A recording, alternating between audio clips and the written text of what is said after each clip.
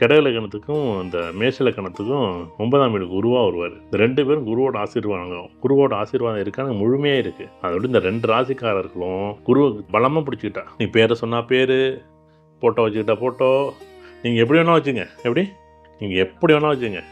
உங்களுக்குன்னு உங்கள் தாத்தா, உங்கள் அப்பா, உங்கள் அப்பாவோட அப்பா, உங்கள் தாத்தாவோட அப்பா, இப்படி யாரோ ஒருத்தர் உங்களுக்கு ஒரு வாழ்க்கையில் வழிகாட்டிப்போம். அம்மா வழிகாட்டலாம், அக்கா வழிகாட்டலாம், தங்கச்சி வழிகாட்டலாம், ஒரு ஆசிரியர் வழிகாட்டலாம்.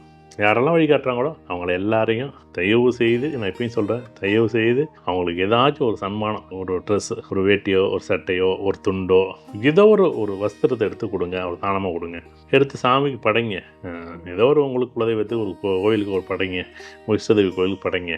அவ்வளோதான் விஷயம். அது செய்யுங்க.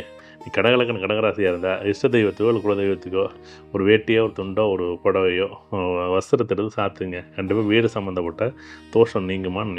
ஒரே ஒரு தடவை அதை பண்ணுங்கள்.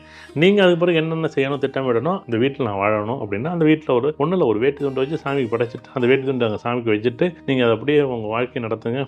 அவ்வளோ சந்தோஷமாக இருக்கும். ஆனால் பண்ண மாட்டேங்கிறோம். நம்ம என்னென்ன நினைக்கிறோம் அப்படின்னா, பிறந்த நாள் இறந்த நாள் வந்து சின்ன சின்ன முன்னோர்களுக்கு அன்னைக்கு மட்டும் அவங்க துணி எடுத்து வச்சு சாமி கும்பிடுவாங்க. இப்போ என்ன, அந்த துணியை வச்சு உடஞ்சிட்டு கொண்டே போட்டுறாங்க. அது எப்படியோ கொண்டாது, அது ஏன் கொண்டு போட்டாங்கன்னு தெரியல. அது யாருக்கோ ஒருத்தர் கொடுக்கலாம், இல்லைன்னா ஏதோ ஒன்று பண்ணலாம். இல்லை அது வந்து உண்மையில் ஞாபகார்த்தமாக வச்சுக்கணும். மட்டும் ஏதோ ஒரு தொடர்பு இருக்கணும் பாருங்களேன். பயன்படுத்தும் ஒரு ட்ரெஸ்ஸோ, புடவையோ, ஒரு வேட்டியோ, கைத்தடி வச்சுருப்பாங்க, கண்ணாடி வச்சுருப்பாங்க.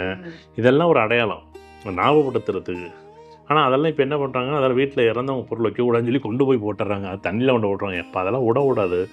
அதுதான் நம்ம மூடநம்பிக்கைன்னு நான் சொல்கிறேன். ஜோதிடம் வந்து மூடநம்பிக்கை கலையணுமே தவிர மூடநம்பிக்கை ஏற்படுத்தக்கூடாதுங்கிறது தான் ஏஎல்பியோட மிகப்பெரிய தாரக மந்திரம். எப்படி உணர்வதும் உணர்த்துவதும் தான் வாழ்க்கைங்கிற மாதிரி ஜோதிடம் படித்தவர்களுக்கும் ஏஎல்பி படித்தவர்களுக்கும் மட்டும்தான் அது புரியும். இதை பண்ணால் மாற்றிடலாம், அதை பண்ணால் அது மாற்றிடலாம், சந்தோஷம் தான். ஆனால் இதுக்கு முன்னாடி இதெல்லாம் செய்யாமல் அப்ளிகேஷனே கொடுக்காம வேலை எப்படி கிடைக்கும்? எனக்கு கிடைக்குமா? என்ன கிடைக்காது. வேலை முதல்ல வேணும்னு சொல்லி கொடுக்கணும்ல. படிக்கணும், அதுக்கு மேலே அப்ளிகேஷன் போட தெரிஞ்சுக்கணும், எங்கே அப்ளிகேஷன் போட தெரிஞ்சுக்கணும், எந்த கம்பெனியில் போட இருக்கணும், அந்த கம்பெனியில் ஆஃபர் இருக்கான்னு தெரிஞ்சிருக்கணும். அதுக்கு பிறகு வேலை போட்டு கிடைக்கலன்னா கரெக்ட், அது நேரம் விதி தலையெழுதுன்னு வச்சுக்கலாம். நான் அப்ளிகேஷனே போடலை, நான் படிக்கவே இல்லை, ஆனால் அப்ளை பண்ணல, எனக்கு வேலை கிடைக்கும், எப்படி கிடைக்கும்? ஒன்றா ஸ்டெப் பை ஸ்டெப்பாக தானே நம்ம வாழ்க்கையை வந்து நடக்கும். அதுதான் ஜோதிடம். அதை தானே ஜோதிடத்தை புரிஞ்சிங்கன்னு சொல்கிறது எல்லாரும். ஆனால் புரிஞ்சு இதை நம்ம இவ்வளோ தான் சொல்லலாம். இதை பயன்படுத்திங்க, இது நல்லா தான் இருக்குது. இதில் நல்லது சார். நிறைய தகவல்களை நீங்கள் கொடுத்துருக்கீங்க. அதே மாதிரி வீடுன்னு பார்க்கும்போது நம்ம ஜாதகத்தை பார்த்தாவே ஒருத்தங்க வீட்டில் என்ன பிரச்சனை இருக்கும் அப்படிங்கிறத தெரிஞ்சுக்கிற அளவுக்கு நம்மளுடைய அட்சய வாஸ்துவும் இருக்குது அப்படின்னு சொல்லலாம்.